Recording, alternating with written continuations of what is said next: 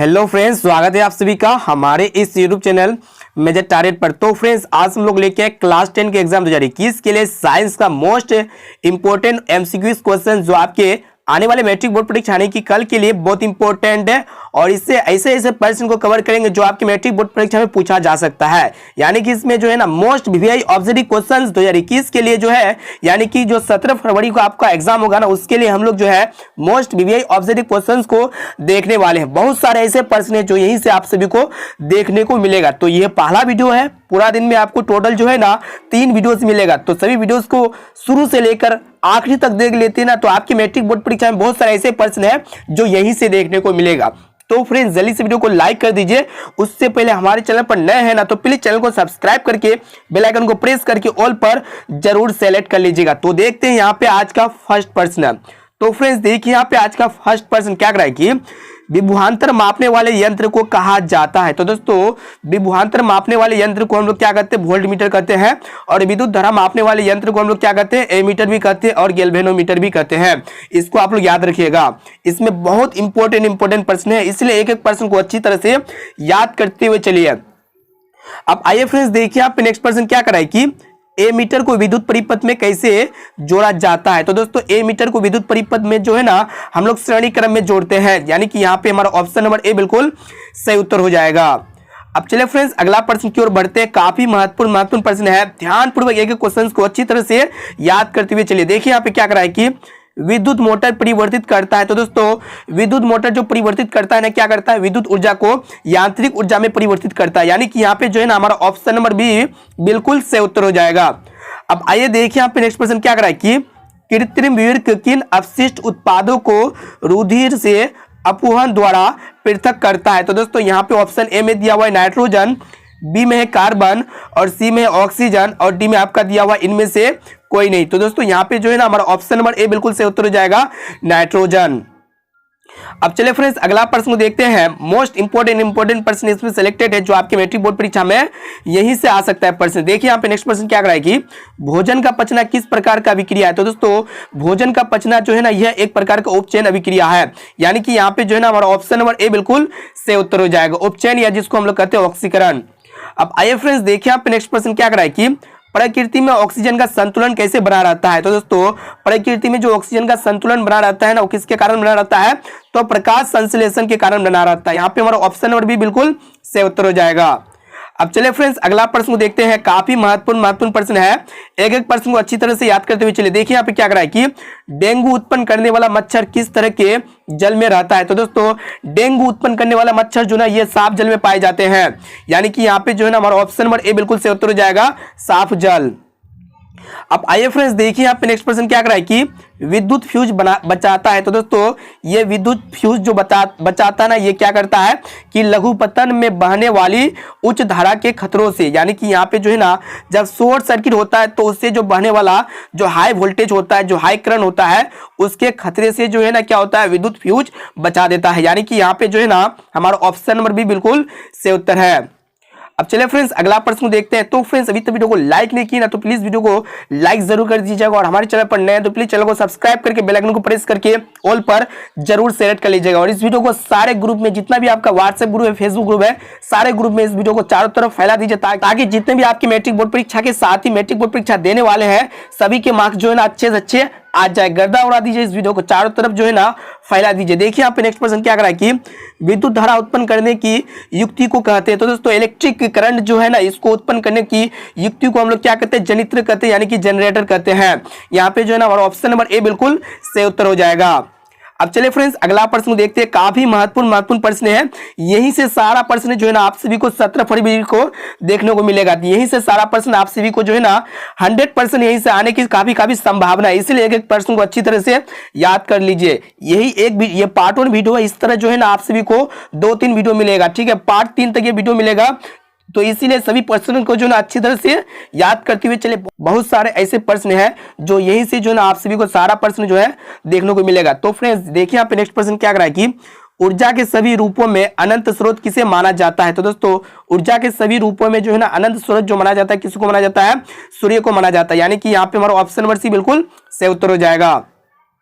अब आइए फ्रेंड्स देखिए यहाँ पे नेक्स्ट प्रश्न क्या करा है कि पवन चक्की में उपयोगी ऊर्जा प्राप्त करने के लिए पवन का न्यूनतम वेग है। तो दोस्तों आप सभी को पता होगा जो पवन चक्की होता है उसमें जो उपयोगी ऊर्जा प्राप्त करने के लिए पवन का जो न्यूनतम वेग होना चाहिए, कितना होना चाहिए, 15 किलोमीटर प्रति आवर होना चाहिए। यानी कि यहाँ पे जो है हमारा ऑप्शन नंबर भी बिल्कुल सही उत्तर हो जाएगा। अब चलिए फ्रेंड्स अगला प्रश्न देखते हैं। काफी महत्वपूर्ण प्रश्न इसमें सिलेक्टेड है, इसलिए एक एक प्रश्न को अच्छी तरह से याद करते हुए चलिए अपने फ्रेंड्स में जो है ना इस वीडियो को जरूर शेयर कीजिएगा, ताकि वो भी जो है ना अच्छे से अच्छे मार्क्स ला सके अपने मैट्रिक बोर्ड परीक्षा यानी कि कल के परीक्षा में। देखिए यहाँ पे क्या करा है कि CaCO3 tends to CaO plus CO2 उपरोक्त अभिक्रिया किस प्रकार की है। तो दोस्तों यहाँ पे जो है ना क्या हो रहा है कि कैल्शियम कार्बोनेट जो है ना ये जो टूट करके calcium oxide plus carbon dioxide में जो है ना टूट रहा है। तो आप सभी को पूछ रहा है कि ये जो है ना किस प्रकार की अभिक्रिया है। तो इस तरह की अभिक्रिया को हम लोग क्या कहेंगे, अपघटन अभिक्रिया कहेंगे। ठीक है, यहाँ पे ऑप्शन नंबर सी बिल्कुल सही उत्तर है। अब आइए फ्रेंड्स देखिए यहाँ पे नेक्स्ट प्रश्न क्या कर रहा है कि शोषण किस प्रकार की अभिक्रिया है। तो दोस्तों ये शोषण जो है ना यह एक प्रकार का ऊष्माक्षेपी अभिक्रिया होता है, क्योंकि शोषण में क्या होता है कि ऊष्मा का उत्सर्जन होता है। यानी कि यहाँ पे हमारा ऑप्शन नंबर सी बिल्कुल सही उत्तर है। अब चले फ्रेंड्स अगला प्रश्न देखते हैं। काफी महत्वपूर्ण प्रश्न इसमें सिलेक्टेड है। देखिए यहाँ पे क्या कराए कि लेड नाइट्रेट चूर्ण को एक परत नली में लेकर गर्म करने पर भूरे रंग का धुआं उत्सर्जित होता है। यह धुआं जो है ना किसका होता है। तो आप सभी को पता होगा ये धुआं जो होगा ना किसका होगा, तो यहाँ पे जो है ना नाइट्रोजन डाइऑक्साइड का होगा। यानी कि यहाँ पे हमारा ऑप्शन नंबर भी बिल्कुल सही उत्तर हो जाएगा, NO2 का। अब चलिए फ्रेंड्स अगला प्रश्न देखते हैं। काफी महत्वपूर्ण प्रश्न है। देखिए यहाँ पे क्या रहा है कि निम्नलिखित में कौन लवण है। तो दोस्तों यहाँ पे जो है ना आप सभी को सॉल्ट को पहचानना है, यानी कि लवण को पहचानना है। तो यहाँ पे जो है ना हमारा ऑप्शन सी में दिया हुआ है K2SO4, यह एक प्रकार का क्या होता है, लवण होता है। यानी कि यहाँ पे हमारा ऑप्शन नंबर सी बिल्कुल सही उत्तर हो जाएगा। ऑप्शन ए में दिया हुआ HCl, यह एक प्रकार का अम्ल है, और बी में दिया हुआ NaOH, यह एक प्रकार का क्षार है, और डी में आपका दिया हुआ है NH4OH, यह भी एक प्रकार का क्षार है। लेकिन ऑप्शन सी में क्या दिया हुआ है K2SO4, यह एक प्रकार का क्या है, लवण है, यानी कि पोटेशियम सल्फेट। अब आइए फ्रेंड्स देखिए आप नेक्स्ट प्रश्न क्या कराए कि कठोर जल को मृदु बनाने के लिए सोडियम के किस यौगिक का उपयोग किया जाता है। तो दोस्तों जो कठोर जल होता है, जो हार्ड जल होता है, इसको मृदु बनाने के लिए जो है ना हम लोग सोडियम के किस यौगिक का यानी कि कौन सा कंपाउंड का उपयोग करते हैं। तो हम लोग जो है ना सोडियम कार्बोनेट का उपयोग करते हैं। यानी कि यहाँ पे हमारा ऑप्शन नंबर भी बिल्कुल सही उत्तर है।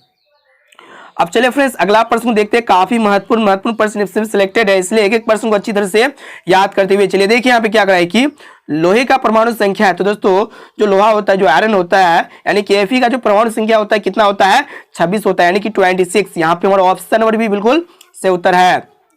अब आइए फ्रेंड्स देखिए यहाँ पे नेक्स्ट प्रश्न क्या कराए कि जस्ता और तनु हाइड्रोक्लोरिक अम्ल की अभिक्रिया के फलस्वरूप निम्नांकित में कौन सा गैस बनता है। यानी कि जब जस्ता और तनु हाइड्रोक्लोरिक अम्ल यानी कि ये जेटेन और HCl आपस में जब अभिक्रिया करता है तो इसके फलस्वरूप जो है ना कौन सा गैस बनता है। तो यहाँ पे जो है ना हाइड्रोजन गैस बनता है।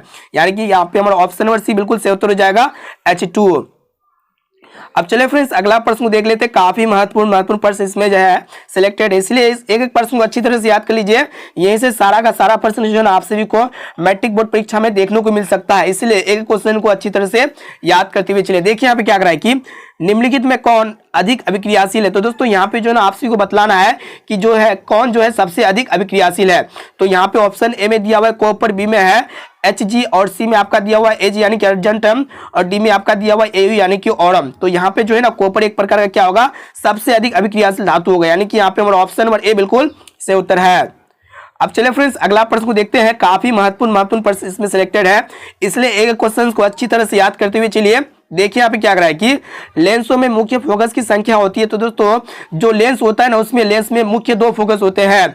यानी कि यहाँ पे हमारा ऑप्शन नंबर ए बिल्कुल सही उत्तर हो जाएगा। लेंस में मुख्य कितने फोकस होते हैं, 2 फोकस होते हैं। इसको अच्छी तरह से आप लोग याद कर लीजिए।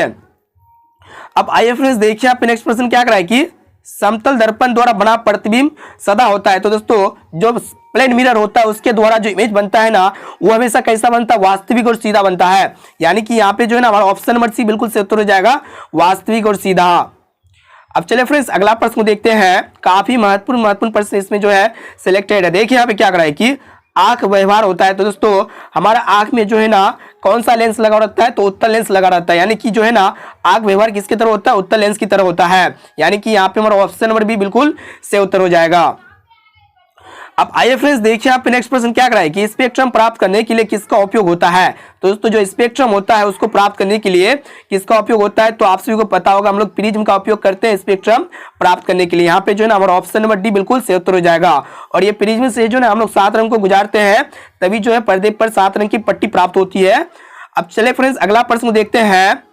देखिए यहाँ पे क्या करा है कि काफी महत्वपूर्ण प्रश्न है कि रेटिना पर किसी वस्तु का उल्टा तथा वास्तविक प्रतिबिंब किसके द्वारा बनता है। यानी कि रेटिना पर किसी भी वस्तु का उल्टा तथा वास्तविक प्रतिबिंब जो बनता है ना वो किसके द्वारा बनता है, तो आत्मनेत्र के द्वारा बनता है। यानी कि यहाँ पे हमारा ऑप्शन नंबर सी बिल्कुल सही उत्तर हो जाएगा, आत्मनेत्र लेंस।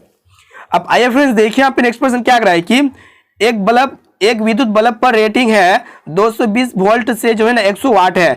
इसके फिलामेंट का जो प्रतिरोध होगा ना कितना होगा, तो यहाँ पे जो है ना उसका जो फिलामेंट होगा कितना होगा 484 ओम होगा। यानी कि यहाँ पे हमारा ऑप्शन नंबर सी बिल्कुल सही उत्तर हो जाएगा 484 ओम। तो इसको आप लोग कैसे सोल्व कीजिएगा आपको आप सभी को बताते हैं। तो यहाँ पे प्रतिरोध का जो फॉर्मूला होता है बराबर क्या होता है, तो यहाँ पे एक काम कीजिएगा V² अपॉन यहाँ पे आप लोग P कर दीजिए। तो इसी फॉर्मूला के अकॉर्डिंग इसको हम लोग सोल्व करेंगे। तो फ्रेंड्स यहाँ पे देखिए कि वोल्टेज कितना दिया हुआ है, तो 220 दिया हुआ है। यानी कि 220 को जो है ना हम लोग यहाँ पे 2 बार गुणा करेंगे फिर अपॉन कर देंगे। और यहाँ पे जो है ना पावर कितना दिया हुआ है यानी कि शक्ति कितना दिया हुआ है 100 दिया हुआ है। तो यहाँ पे क्या होगा कि 2 जीरो से 2 जीरो कैंसिल हो जाएगा और जब हम लोग 22 को 22 से गुणा करेंगे तो कितना आएगा 484 ओम हो जाएगा। अब चलिए फ्रेंड्स अगला प्रश्न को देखते हैं। काफी महत्वपूर्ण प्रश्न जो है ना इसमें सिलेक्टेड है, इसलिए एक प्रश्न को अच्छी तरह से याद कर लीजिएगा। देखिए यहाँ पे क्या कर रहा है कि विद्युत अपघटन में इलेक्ट्रॉन मुक्त होता है। तो दोस्तों विद्युत अपघटन में जो इलेक्ट्रॉन मुक्त होता है ना वो किस पर होता है, एनोड पर होता है। यानी कि यहाँ पे हमारा ऑप्शन नंबर ए बिल्कुल से उत्तर हो जाएगा।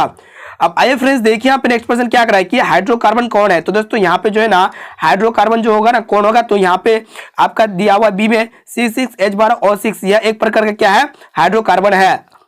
अब चलिए फ्रेंड्स अगला प्रश्न देख लेते हैं। देखिए यहाँ पे क्या कर रहा है कि COOH अभिक्रियाशील मूल्यों को कहते हैं। तो दोस्तों क्या कहते हैं, कीटोन कहते हैं या फिर एल्डिहाइड कहते हैं या फिर अम्ल कहते हैं या फिर ईथर कहते हैं। तो दोस्तों इसको हम लोग क्या कहते हैं, अम्ल कहते हैं। यानी कि यहाँ पे हमारा ऑप्शन नंबर सी बिल्कुल सही उत्तर है। अब आइए फ्रेंड्स देखिए यहाँ पे नेक्स्ट प्रश्न क्या कर रहा है कि आवर्त सारणी में किस वर्ग में ऊपर से नीचे आने पर तत्व के धातुओं गुण क्या होता है, बढ़ता है या फिर घटता है या फिर अपरिवर्तित रहता है। और डी में दिया हुआ इनमें से कोई नहीं। तो दोस्तों क्या होता है, बढ़ता है। यानी कि जब पीरियोडिक टेबल में क्या करते हैं कि किसी भी वर्ग में ऊपर से नीचे आते हैं तो इसकी जो तत्व के धातुओं गुण क्या होता है, बढ़ता है। अब चलिए फ्रेंड्स देखते हैं अगला प्रश्न। काफी महत्वपूर्ण प्रश्न इसमें सिलेक्टेड है। देखिए यहाँ पे क्या करा है कि आवर्त सारणी के प्रथम वर्ग के सदस्य है। दोस्तों जो आवर्त सारणी होता है उसके जो प्रथम वर्ग के सदस्य होते हैं ना वो क्या होते हैं, क्षारीय धातु होते हैं। यानी कि यहाँ पे जो है ना हमारा ऑप्शन नंबर भी बिल्कुल सही उत्तर हो जाएगा, क्षारीय धातु।